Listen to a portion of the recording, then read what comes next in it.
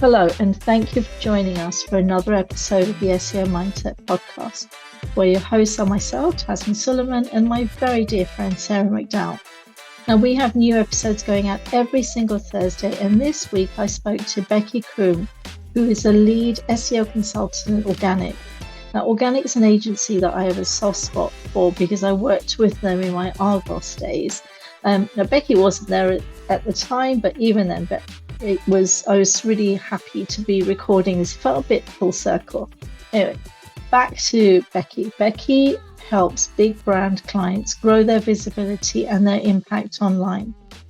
She's got a passion for smart, sustainable search strategies, and she blends analytical expertise with a talent and has a talent for getting things done. She so does. This is what feedback I've heard about Becky. She is kind, she's supportive, she's an empathetic leader, and I've heard so many sing her praises. Outside work, she's happiest when she's in the garden or chasing her energetic toddler, which probably is in the garden a lot of the time with the weather that we've had recently. She and I had this really raw and honest conversation about why anyone should advocate for themselves, because it feels odd, right? But she was really honest about what the risk of not doing it was, and shared how we could do it in a way that didn't feel icky. Now, before we listen to Becky's pearls of wisdom, there are various ways that you can support us. Sarah and myself, if we're enjoying what we're doing with the podcast, then we would love for you to help support us. One of them is to donate to the podcast. So this helps us with the tech costs and the running costs of it all. There is a link in the show notes. You could write us a review. So wherever you're listening to this podcast, write us a review, and that would be hugely appreciated. And above all, share. There will be people in your circle, despite, doesn't have to be someone in the search industry, who also needs to learn how to advocate for themselves. So share this podcast far and wide and let the value spread again far and wide. So now let's take a listen to what Becky has to say on this really important topic.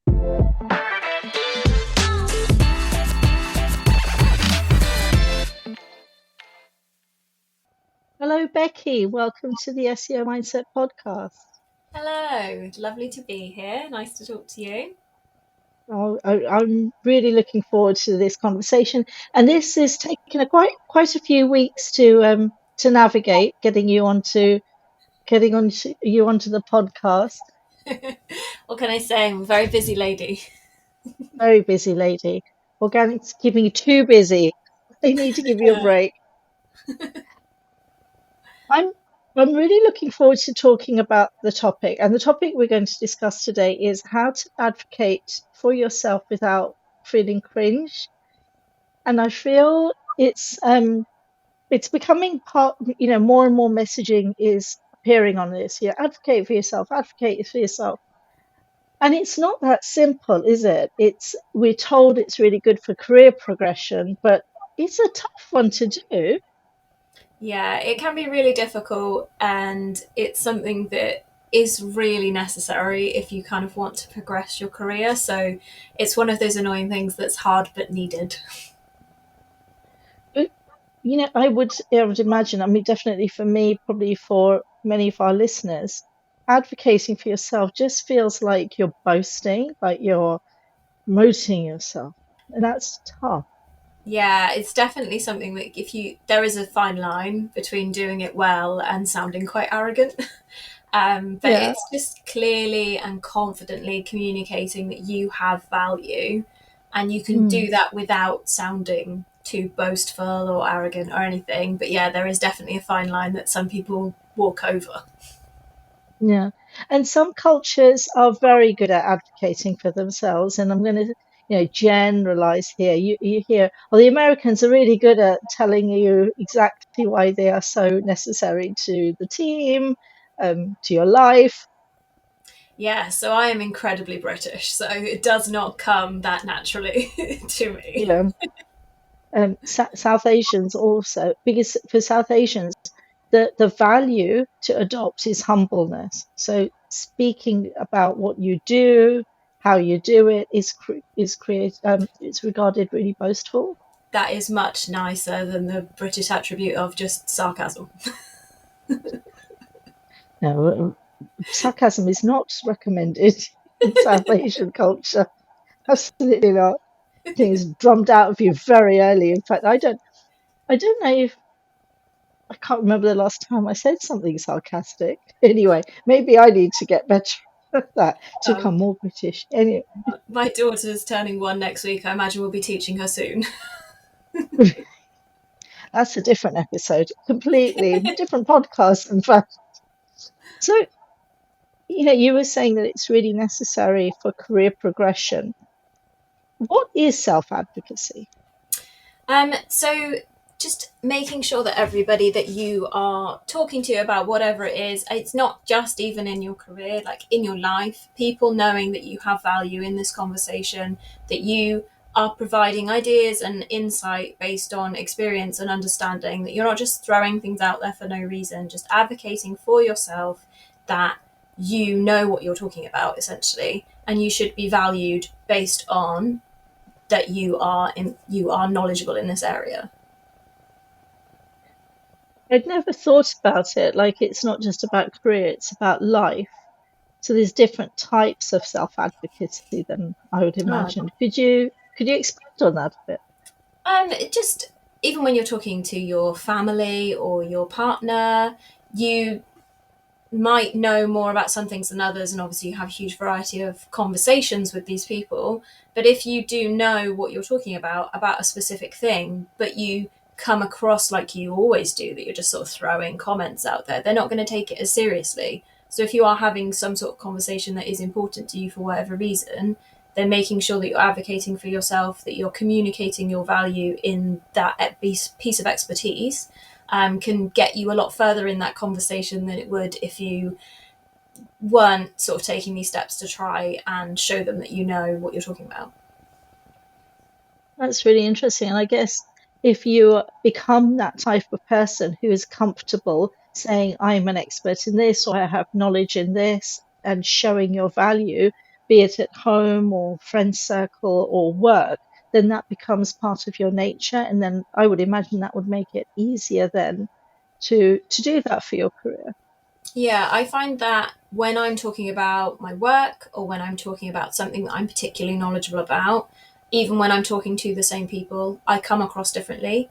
And if I'm talking about something that I don't really understand, then it's a lot more chatty, a lot sillier, a lot more questions and answers, that kind of thing. So you don't have to become an advocate that you know everything about everything, because we're going over into sort of arrogance territory again.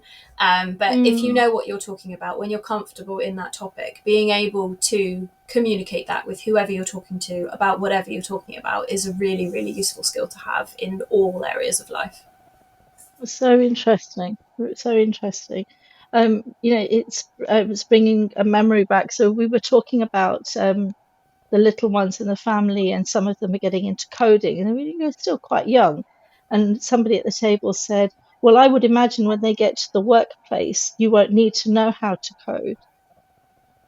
And I said, but look at the skills that they are learning. They're thinking, they're being creative. They're taking that idea and creating something. They're building something from it. They're problem solving. All of that, even if they're never code in their life, afterwards, that's all really good. And I never thought about it the way you framed it, and it wasn't an intentional thing. It was actually, I think I was being protective grandma more than anything at that moment, saying, let her do it. It's fine. It's really good for her. But the response was at the table where everyone said, "Oh, okay, so she knows what she's talking about." Yeah. So you've shown that you have value in that conversation.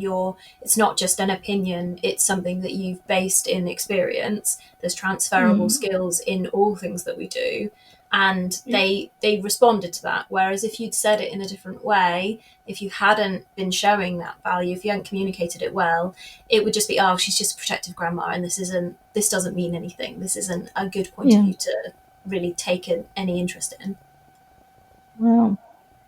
So I love doing this podcast because I learn so much. And even though, um, we sort of knew what sort of things we wanted to cover, it's great that these other gems come out through conversation, because that then creates a different facet to the topic. So thank you for that. Thank you for bringing that to the table.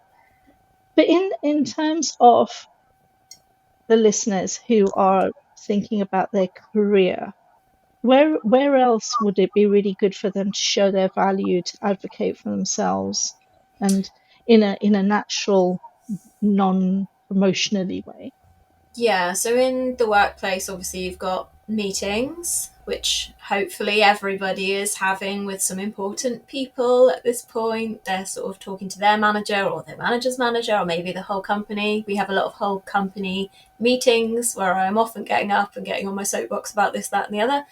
Um, and yeah, just knowing your audience is really important. So you can advocate for yourself, but you need to think about what you're saying. So as SEOs, we have a lot of terminology, a lot of acronyms that cannot be stressed strongly enough. That not everyone is going to understand. So you have to think about who Yeah. you're talking to, what they're going to understand, what they're going to respond to. Are they going to respond to a happy client because they work in client services, or money because they're finance or they're the CEO? So yeah, targeting what you're saying, what your results are, what you want to show your value at the company. You've done XYZ. By thinking about who you're talking to is really important. So let's just imagine somebody's gone into a new organization. In fact, it's first organization, but they're driven and they realize that self-advocacy is part of their strategy to progress their career. They're not going to just talk to anybody and everyone. I suppose there needs to be a level of knowing what they want to promote themselves in. So you could be really great at data, but you don't want a career in data, then how would you help them navigate that?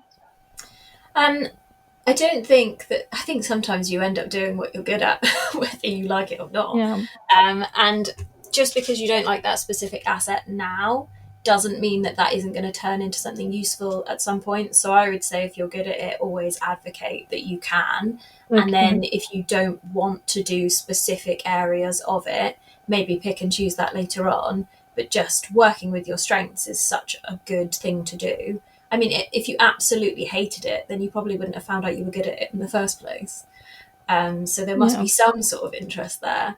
But yes, working out sort of where you want to go and what you want to do is important, and trying to find out where your skills fit into that. As we were saying about transferable skills, there's usually some way you can make that play to your strengths and work out where you want to go. And if you can't, but you've just turned up, you can't start talking the ear off the CEO, but working out who at your level or your manager is going to listen to you, to understand your strengths, to work with you, looking at your peers, having cross-teamed people at the same level as you, but that you can talk to about working together, about understanding their strengths, your strengths. Even if you haven't got a big SEO team, if you've got a paid team, working out where the crossover is, making sure you're aligned on clients and what their sort of outcome would be, or if you're in-house, making sure you understand the whole of the company. All of those kind of just little conversations, if you sound like you know what you're talking about and you're interested in their expertise, then you'll find that you get a lot of advocates for you while you're advocating for yourself. And that's perfect, isn't it? If your value is being valued by others and they are then promoting you, that's a win, big win. Yeah, you can get advocated for in a meeting you're not even in. Yeah, absolutely. So this person then, really good at data, has done a really good piece of work. Now what? How do they then take that next step? How are they, supposing there is no show and tell type thing at the company level, how do they promote that? So look, I've done this piece of work, I've learnt this. Well, I'm the sort of annoying person that would sort of say to someone high up, why isn't there a show and tell where I can tell people about this? But if you're not confident Yeah. doing that in the first place, then taking it to your manager and asking them to take it up with them. There will be some sort of reporting process, whether it's in-house, agency, wherever you are, someone is telling someone about something on a regular basis. So you need to find out where that system is, and just a couple of slides to put into a presentation, or some notes that they can read out at a management meeting of, our team have done this, or this specific person has done this part of this job. It doesn't have to be the whole thing, it can be collaborative, but just showing you're part of the team and you're contributing and pushing that up the chains in whatever way works for your company, can be really, really beneficial to you. So manager, first point of call, speak to your manager and be really transparent with them, and it makes complete sense. You mentioned collaboration. So supposing there's a piece of collaborative work that this individual's been on, and actually they've done most of the work.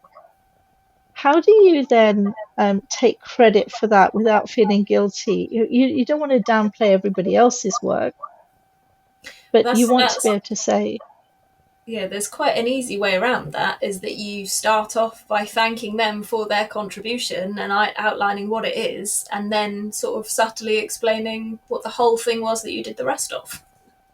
okay, all right, thank you for doing that little smidge of work. Well, it's usually a good. People don't generally just tip their hat in for a 2 sentence. They've usually done something Yeah, useful, and you can yeah, say, how that it wasn't your area of specialty and you needed their assistance, or thank you for helping move this forward when I was stuck, or whatever it was. There's a reason you collaborated with them. There's a reason that you looked at that yeah, person and you thought, they know what I don't, or what I need, or they can help in a certain way, and thanking them for that, and then yeah, saying the results of the overall job, is yeah, a good way of self-advocating for yourself, by actually advocating for someone else at the same time, not feeling guilty about talking about yourself, because you start off by talking about somebody else and then you just sort of finish it off with the whole project. But that maybe is yeah. kind of a nice gateway into advocating for yourself, especially publicly. Because I guess the risk of not advocating for yourself would be you don't get noticed. Yeah, if you don't advocate for yourself, who is going to do that for you? Your manager is advocating for themselves. They have their own job, their own career progression. You're part of their team and they want to show their team has done well, but they might not necessarily be picking out each individual person for nominating them for X, Y, and Z. So if you aren't doing it, then the chances are no one is doing it. And then people who need to know who you are and what you're doing, what your strengths are, where you can help, what your value is, they're just not going to hear about you. And it's the whole ownership thing again. If you want to progress in your career, own it. And part of it is advocating for yourself. There is, after the break, we're going to talk about different strategies of how one could do it. I know we've touched on it already. But yes, it's part of doing well in your career, not just learning the technical skills, but learning these sorts of skills as well. Yeah, it's definitely part of SEO that you wouldn't read in an How to SEO 101 or whatever guide you're looking Yeah. at the time of how to progress. It would just be, here is how to do your keyword research or whatever. It's a very different skill. This is why we have this podcast, Becky.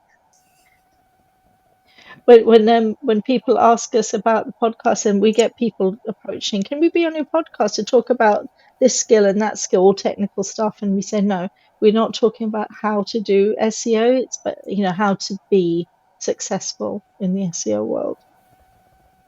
So already lots of gems. It's been really interesting to hear, your take on how it can become a mindset rather than a skill in advocating for yourself.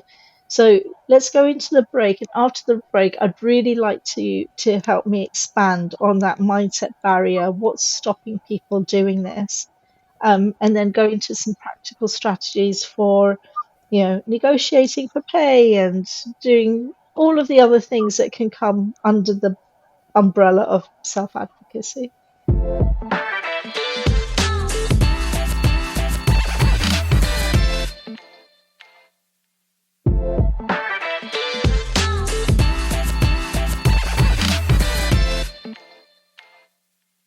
So, Becky, welcome to part 2 of this very, very interesting podcast on self-advocacy. And before the break, we were talking about what it means, what it would look like to advocate for yourself, and we talked about mindset. What stops people doing this for themselves? I think a lot of people have a big fear of coming across arrogant, as we said before, but I think that if you're worried about coming across as arrogant, then you probably won't. I think a lot of arrogant people who generally come across that way aren't worried about it. So the fact that you are worried about it probably means that you're erring on the side of just being confident.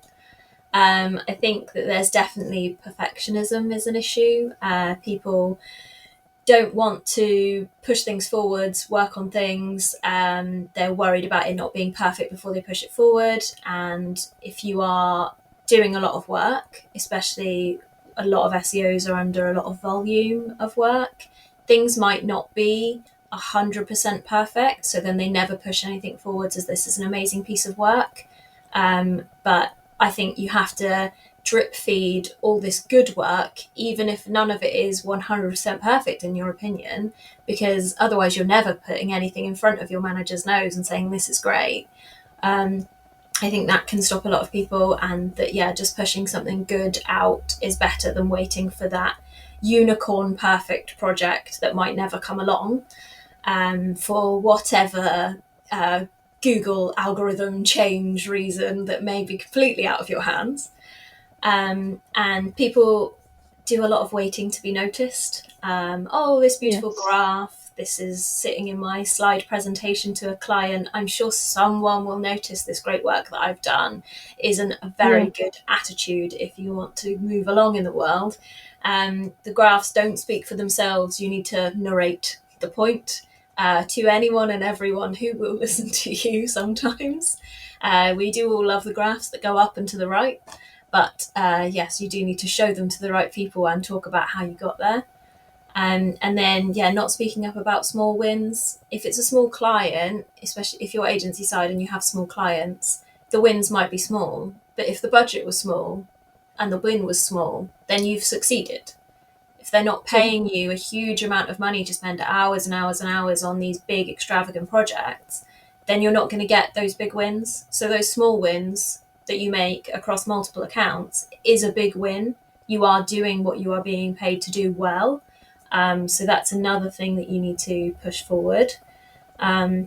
Show to your manager, show in your presentations, ask for show and tells where you can talk about what's going well for clients, or if it's internal, then push it up your internal management process, show it in company quarterlies. This was successful, this worked here, this worked there. Just communicating all of these small successes over time and just having it as part of how you go about your work, is that part of it is you push these things forward rather than waiting for something extravagant to then talk about. And I think a lot of SEOs have imposter syndrome, which I'm sure you've probably talked about on another episode. And it is very difficult to advocate for yourself that you have value when you don't feel that you have that value. That is definitely the first step, is believing that you've got the value to then tell everyone else about. I did my mentee for the Women in Tech SEO actually suggested a really good book to me that I would suggest people read. It's called Playing Big by Tara Moore. And that has a lot of really handy bits of information of how to kind of get along in the world a little bit better when you feel that sort of have an imposter syndrome sort of issue. That's such a good point, because when you were saying, if it's a small client and a small win, mention it anyway, because if the budget is small, then actually the win was big. But a lot of people wouldn't have even seen it as a win. It would just have gone under the radar because of their own self-belief, self-worth, all of that deep stuff. So that I'm going to put a link to that book in the show notes. I've not read it. I'd love to read it. But so many mindset issues there. And I think people don't realize how important mindset is, because if you want to go to that next level, your mind needs to be at the next level. I've started to work with a new coach recently, and when we were mapping out what I wanted to achieve in the next few months, she said to me, "You sort out your mindset, I'll support you with all of the rest." Um, because it wasn't about the doing, but if you have that elevated perception of your own abilities, and not elevated as in that it's not true, but believe that you are able to do that, then you're going to be able to do it so much better. Yeah, I think if But someone's yeah, listening to this podcast, then they yeah, want to do better in their SEO career. They have an SEO job of some description. So they have been hired to do this job. So they obviously can do this job. They are thinking about improving themselves. So they're obviously motivated. So I think nobody listening to this should be too concerned about being an imposter, but I imagine a lot of them are. um, an old coach of mine would say to me, at every level, there's a different devil. So even if you have imposter syndrome, you've ramped up your mindset, you've done all of the things you need to do, and you have escalated, there'll be a plateau. There'll come to a point, there'll be a plateau. And then all of that doubt starts creeping in again. And that's when you need to work again on your mindset, on your skill set, and then you go back up again. So at one point or another, I would imagine everybody has felt like that. Yeah, I think I think it's normal in a lot of sectors. I think it's particularly prevalent in ours. I think I do come across a lot more of it when I meet other SEOs than I have when I've just met sort of people from other. I mean, I don't think that estate agents get it so often, for example. I think Yeah. it's one of those strange things. I'm sure someone much smarter than me somewhere could come up with the exact reason why, but SEOs do definitely seem to suffer from it more. And a part of me does wonder if it's because of the intangibility of optimizing a website. We're not as in control. The changes to Google, all of these different things, changes to Bing, wherever you happen to be optimizing. Let's not be too Google centric. You're impacted by things you can't control, and then what you do control isn't predictably successful. So you can't just say, I have kicked the ball at the goal and scored a goal, and I can do that 9 times out of 10. You can do the same thing on 10 websites and get 10 completely different results. So I think that all kind of contributes to making it very difficult to consider yourself tick successful. I know what I'm doing. This is all absolutely fine with me. It's all good. And I think also the rate of change, and it's just escalated even more, plays into it. I was listening to a really interesting podcast, and the individual, what he was saying is that the world has become very male orientated. And what he meant by that was it's a lot about the doing and less about the thinking and the feeling and the being. So, and he was saying your feelings matter because they are indicators of what you like, what you don't like. Pay attention to that. He was likening soul to character. So, who do you want to be? We often talk about personal branding and build a brand, about building a digital brand. But it's more about building a personal brand. Who do you want to be? How do you want to show up in those conversations with your mentee, in those conversations with your direct reports? And when all we're talking in the industry is about doing, doing, doing, then there isn't focus on, actually, it's really good to journal, or it's really good to self-reflect. I mean, I've never seen a talk in any SEO conference about the merits of journaling, for example, and there are huge merits. Well, So, if I ever do one, I'll add it at the end for you. all right, then, if you do one, I want you to book me in, but not at the end, Becky, the end, the beginning, so they can journal their way through the conference. But, it's if you don't spend time on self, which is imposter syndrome, then it can play havoc, can't it? Because you've not got a grip of your inner dialogue. But we are uncovering all sorts of reasons but yeah, thank you for the tip on the book. Definitely we'll put that into the show notes. And yes, tip for everyone, mindset. Work on your mindset and the self-advocacy will become easier. Yeah, and it doesn't have to be all go straight away. I think just drip feeding it in, building yourself up. And you're not always just going to be gone from I can't do it and I've got imposter syndrome to get over that to then I'm doing this, and it's not always up. If you change jobs, it'll come down again, it'll be more difficult again, and you've got to build yourself up again. And if Yeah. you so I've just come back from maternity leave, so then that's kind of build it back up again. There's new people in the agency who don't necessarily know who I am or what I can do, so I need to sort of build up those relationships, those peers, to have them advocating for me, but advocating for myself to them, and having them understand my strengths. It's a constant wheel of moving parts. It's never going to be done. It's never finished, but Yeah. building it into how you work and how you work with other people and how you communicate is just a really helpful skill to learn. So if we take that into practical ways, so we've talked about knowing your value, and you said you might not realize what your value is. What are some strategies that people could use to embed that more? So my favourite way to help myself, which I have had suggested to my mentee, to my direct reports, is to create a work wins folder. So Okay. there's just a folder in my Google Drive where I put feedback from clients, feedback in our Slack kudos channel from other colleagues. When our CEO posted about me on our LinkedIn, his LinkedIn, to say how amazing I am, all that sort of thing, wherever it comes from and whatever it looks like, screenshots, keep copies, put that in the folder. And that's your sort of, you can do your job and other people appreciate you. And then taking screenshots or PDFs or whatever of client or internal graphs that look good, information that looks good. I tend to try and make sure there's a percentage of improvement or an ROI attached to it so that there's something tangible, but that is not going to go against any of our NDAs should I ever share it. It's Yeah. quite an important thing to remember, because if you ever were to show someone the folder or use it for your CV or anything, you need that information to be anonymized so that it's not showing anything that it shouldn't.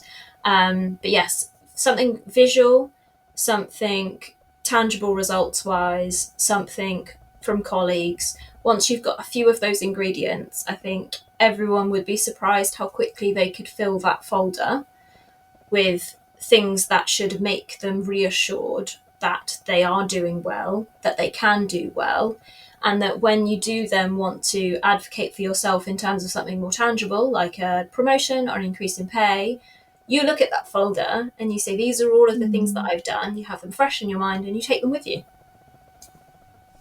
That's really, really, I mean, what I loved about what you said was you'd be surprised at how quickly you can fill it. Because I would imagine there'll be lots of people would say, "Oh, what have I got to put in my folder? There's nothing I do." All of that negativity, that negative talk, because it's recognizing. But just start off with one piece and just build it up. You talked about taking it for negotiating pay, but you could take it to your one-to-ones as well, couldn't you, with your managers?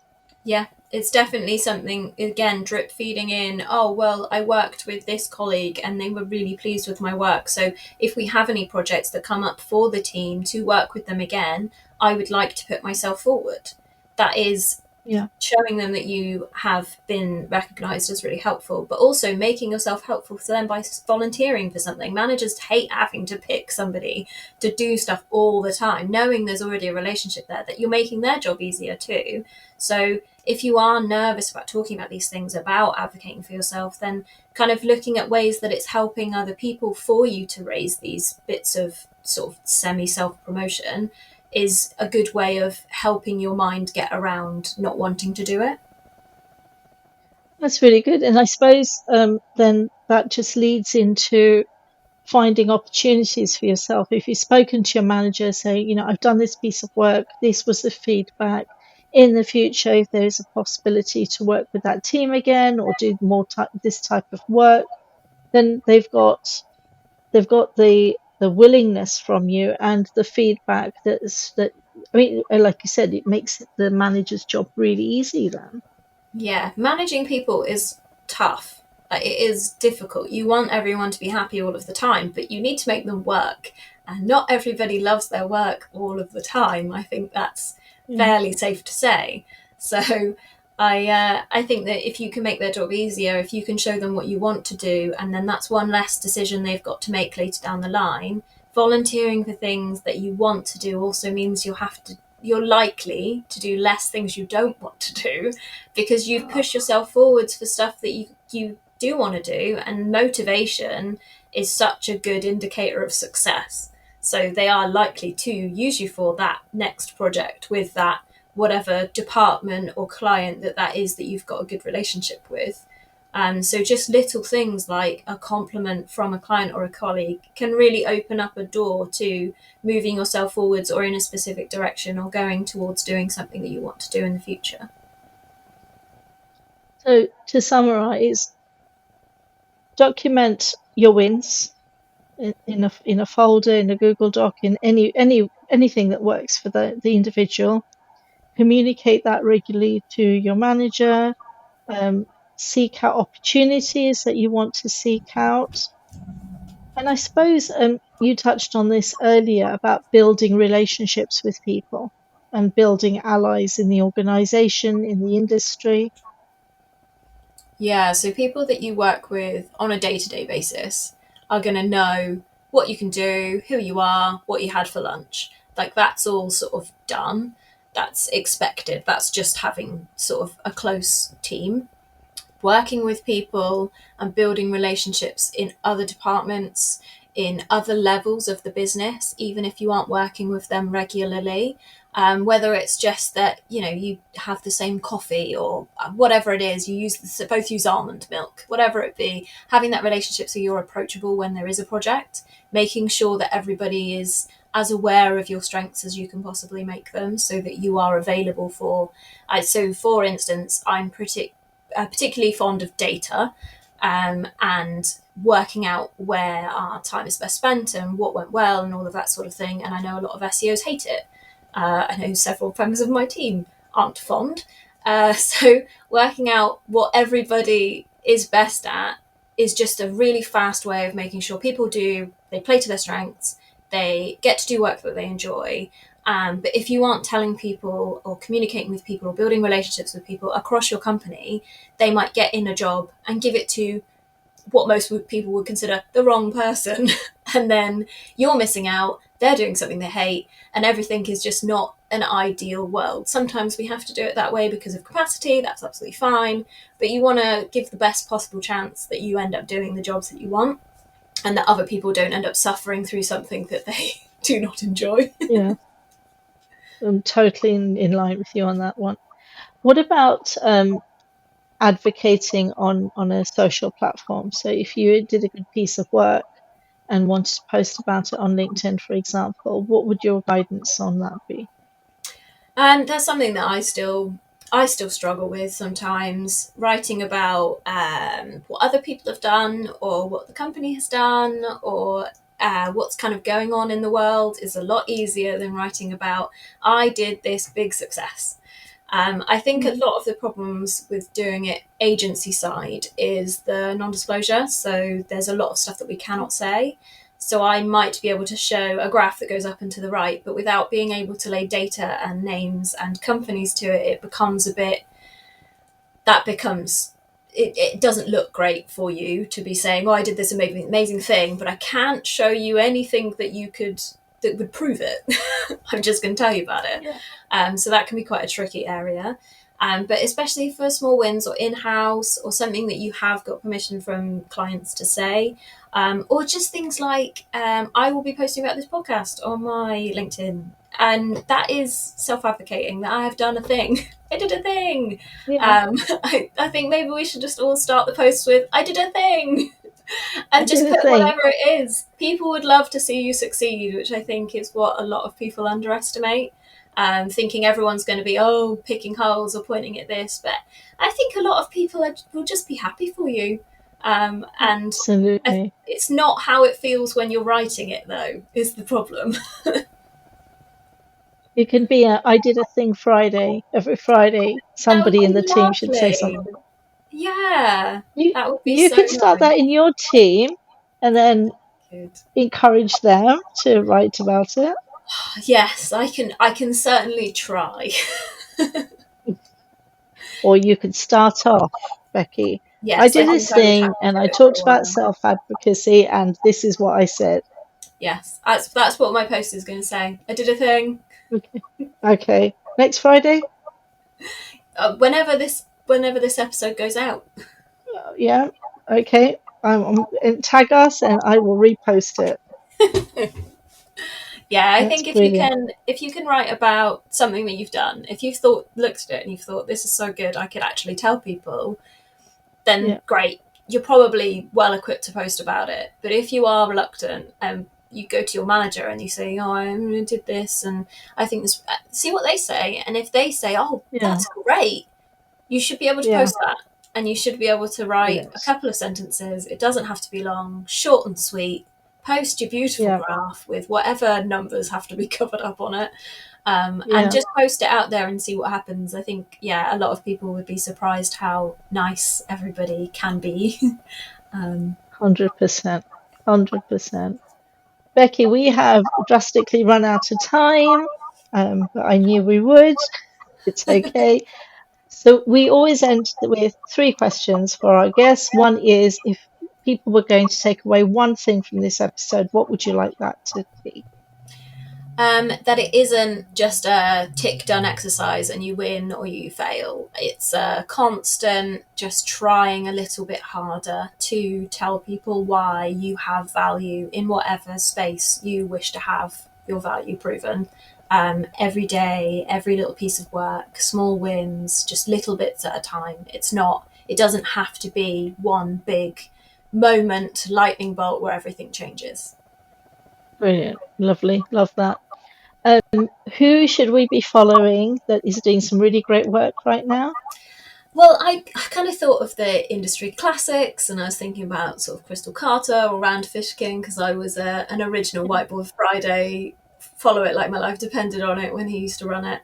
Um, but I actually think I would like to suggest Natalie Slater, the freelancer, because she just Okay. puts really relatable posts on LinkedIn, and just they're really, I don't know, sometimes they're funny, sometimes they're serious, sometimes they're sort of really sort of into the depths of SEO, and sometimes they're sort of skirting around the subtopics, and it's a good variety, and I think she's really great. Brilliant. We will tag her in the put a link to her in the show notes. And the best career advice you've ever received. Um, this one's probably the most difficult one. I'm not sure I've ever had any fantastic career advice, to be honest. I've just Wow. a lot of really good examples of how to do things well rather than specific Mm, sound bites. I've just watched people who've done things in a better way or in a smarter way. So our old CEO, Ben Scoggins, was a really good example of just how to work well with people, how to run things better. Um, so mine is more like a follow by example situation. okay. So, no particular person, but I guess is that your advice then? Look at the people that you admire, learn from them, because you learn so much from just watching how people navigate their careers. Yeah, and I think even if it's not someone that you appreciate every single thing they do with their career, they might do one thing really well, and just Mm, picking up pieces of advice by following what they're doing and yeah, watching other people and how they succeed is really interesting. excellent. You've put an idea in my head. I'll talk to you about it later. But thank you so much for coming on to the podcast and for all of the information and advice and insights that you shared with us. Thank you so much for having me. It's been really fun. Excellent. I'm going to do a bit of self-advocacy now to the listeners. So if you're enjoying what Sarah and I are doing and you would like to support us, there's various ways that you can do it. One is there is a link to a donation link in the show notes. It would be great to get I think it's still Buy Me a Coffee. We may have navigated to another one, but it's not us fueling ourselves on coffee. All of that money goes towards the cost of creating the podcast, the tech, all of those other bits. So would be really appreciated. You could follow us on socials. And the last thing I would suggest is share this episode with everyone who you know in your life who wants to progress in their career, because it's not just for SEOs, it's for everybody. So thank you for listening. Thanks once again, Becky, for being on the show, and goodbye to everyone.